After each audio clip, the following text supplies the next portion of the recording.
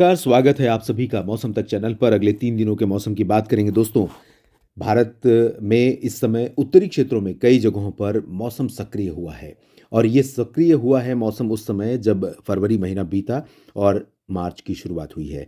भारत में इस दौरान आमतौर पर बहुत तेज़ बर्फबारी या तेज़ बारिश नहीं होती है, लेकिन इस बार कुछ अनपेक्षित मौसम देखने को मिल रहे हैं और आज सुबह भी कई जगहों पर पंजाब में, हरियाणा में, दक्षिणी भागों में और राजस्थान के उत्तरी क्षेत्रों में, दिल्ली, साथ ही साथ उत्तर प्रदेश के कुछ भागों पर गरज वाले बादल बने, बारिश हुई और इस समय सुबह के 9 बज रहे हैं जब ये वीडियो रिकॉर्ड कर रहा हूँ और इस समय बरेली और बहराइच के बीच ये वाला जो पोर्शन है लखनऊ तक, इन भागों पर बादल धीरे-धीरे बरेली के पास ज़्यादा घने बादल हैं और पूरब की तरफ कम हैं। पटना के ऊपर भी बादल बने हुए हैं, पटना, वैशाली और आसपास के भागों पर काफ़ी बादल बने हैं और यहाँ पर ग्वालियर से लेकर रीवा, सीधी, सिंगरौली समेत वाराणसी और ये वाला जो पोर्शन है, यहाँ के ऊपर भी बादल बने हुए हैं उत्तर प्रदेश और मध्य प्रदेश के उत्तरी क्षेत्रों पर।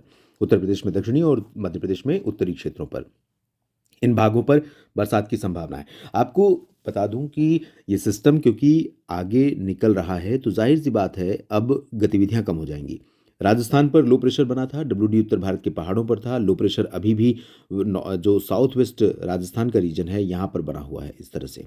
लेकिन ये कमज़ोर हो जाएगा और आगे बढ़ जाएगा और साथ में हवाएं बदल जाएंगी। लेकिन 2 मार्च को एक नया डब्ल्यूडी फिर से यहाँ पर आएगा। 2 मार्च के बाद एक और डब्ल्यूडी आएगा, वो आएगा तकरीबन 10 मार्च के आसपास। तो भारत के कई राज्यों पर बारिश की संभावना, हिमपात की संभावना नज़र आ रही है। मार्च के पहले पखवाड़े में कई जगहों पर व्यापक और उसके चलते फसलों को, आम जनजीवन को काफ़ी चुनौती पैदा हो सकती है फसलों के लिए भी। चमोली में, उत्तराखंड के चमोली में अगर हम जनजीवन के लिए मुश्किलों की बात करें तो उत्तराखंड के चमोली में बीते 24 घंटों में जिस तरह की बर्फबारी हुई है उसके कारण अवलांच यानी बर्फीले तूफान की गतिविधियां देखने को मिली वहां पर। और वहां पर माणा नाम का एक गांव है जहां पर कुछ श्रमिक 55 श्रमिक फंस गए थे एक कंटेनर में। वो उन्होंने स्टे कर रहे थे तो उसमें से सभी दब गए थे उस कंटेनर के साथ ही और उनमें से 33 लोगों को आज सुबह तक 33 लोगों को निकाल दिया गया है। 22 लोग अभी भी फंसे हुए हैं। सेना, आईटीबीपी और राज्य आपदा राहत बल, राष्ट्रीय आपदा राहत बल सभी यहाँ पर लगे हुए हैं राहत और बचाव कार्य में। साथ ही साथ जम्मू कश्मीर, हिमाचल में व्यापक बर्फबारी हुई है जिसके कारण सैकड़ों सड़कें बंद हो गई हैं, मार्ग अवरुद्ध हो गए हैं, लोगों का आना जाना मुश्किल हो गया है। और ये जो बर्फबारी हुई है पहाड़ों पर, उसका असर हमें आने वाले समय में तेलंगाना में हैदराबाद तक और विशाखापट्टनम आंध्र प्रदेश में और मुंबई, गोवा तक, यहाँ तक दिखाई पड़ेगा जल्दी ही। जब उत्तर की ठंडी हवाएं यहाँ पर पहुँचेंगी, तो जो यहाँ पर तापमान तटों पर या साउथ कोस्टल गुजरात के भागों पर जो बढ़ा हुआ था तापमान इस रीजन में, उसमें गिरावट देखने को मिलेगी। तो अभी अनुमान ये है दोस्तों आज क्योंकि सिस्टम आगे मूव कर रहा है तो यहाँ पर गतिविधियाँ बहुत कम हो गई हैं, लेकिन जम्मू कश्मीर से लेकर लद्दाख के बीच में और हिमाचल प्रदेश पर भी, साथ ही साथ पंजाब के ऊपर भी और उत्तर पश्चिमी राजस्थान के ऊपर कुछ इलाकों में बादल थोड़े बहुत हैं। हो सकता है बूंदाबांदी हो जाए, उससे ज़्यादा की संभावना नहीं रहेगी।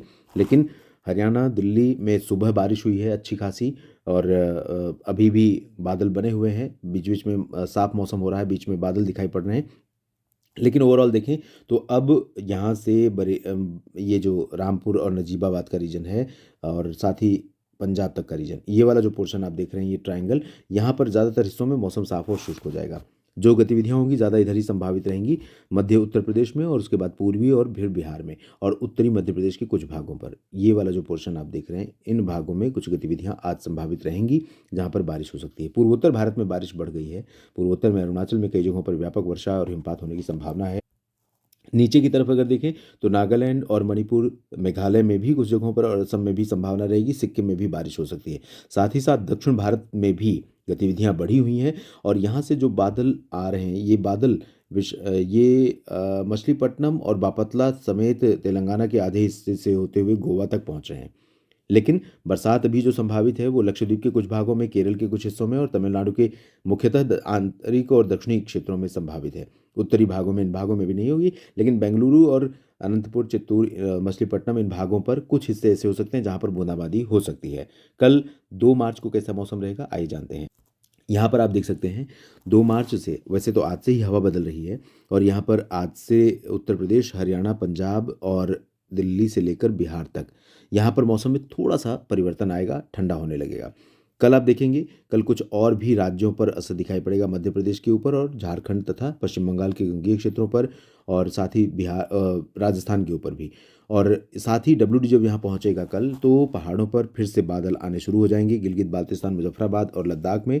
साथ ही पंजाब के ऊपर पश्चिमी भागों पर, उत्तर पश्चिमी राजस्थान के ऊपर भी बादल दिखाई पड़ने शुरू हो सकते हैं।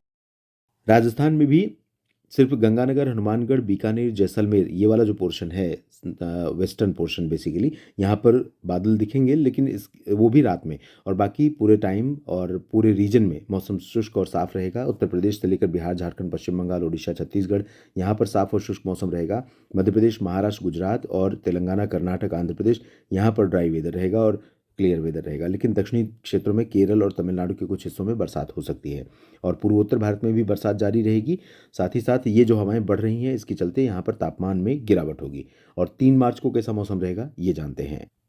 तो 3 मार्च को एक बार फिर से, एक तरफ से उत्तर पश्चिमी हवाएं चल रही हैं, दूसरी तरफ ये पोर्शन फजिल्का, फरीदकोट और मुक्तसर, बरनाला, मनसा, संगरूर से लेकर के सिरसा, हिसार, फतेहाबाद, दिल्ली, आगरा और बहराइच, इसके ऊपर का जो हिस्सा है पंजाब से लेकर के ये वाला, इन भागों में, ये मैप बहुत छोटा है, थोड़ा बड़ा करके देखते हैं तो आपको समझ में आएगा। यहाँ से लेकर के पंजाब के दक्षिणी क्षेत्रों से लेकर के हरियाणा के कुछ भाग, इसमें गुरुग्राम, फरीदाबाद भी शामिल होंगे, और बरेली, बहराइच उत्तर प्रदेश, दिल्ली, मेरठ, मुरादाबाद और कैथल, जींद, इन सभी क्षेत्रों में कुछ स्थानों पर बूंदाबांदी हो सकती है। इसके ऊपर के क्षेत्रों में आप देख सकते हैं फिर से भारी वर्षा या हिमपात की संभावना जम्मू कश्मीर में है, हिमाचल प्रदेश में है और उत्तराखंड के कई भागों में है।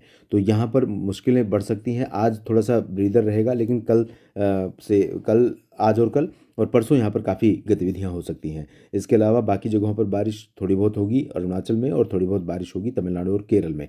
बाकी शेष भारत में मौसम साफ और शुष्क रहेगा, लेकिन उत्तर की और उत्तर पश्चिम की ठंडी हवाएं कई राज्यों को प्रभावित करना शुरू कर देंगी। आप देख सकते हैं यहाँ पर जो हवाएं चल रही हैं, ये गुजरात के पूर्वी तटों को, पूर्वी जो ज़िले हैं, अहमदाबाद, वडोदरा, मेहसाना, पाटन, साबरकांठा, बनासकांठा, मध्य प्रदेश में उज्जैन, इंदौर, देवास, और महाराष्ट्र में नंदुरबार, धुले, नासिक, जलगांव, नागपुर, और छत्तीसगढ़, उड़ीसा से लेकर के ये वाला पोर्शन पूरा कवर करेंगी हवाएं, और इन सभी भागों में तापमान में गिरावट देखने को मिलेगी।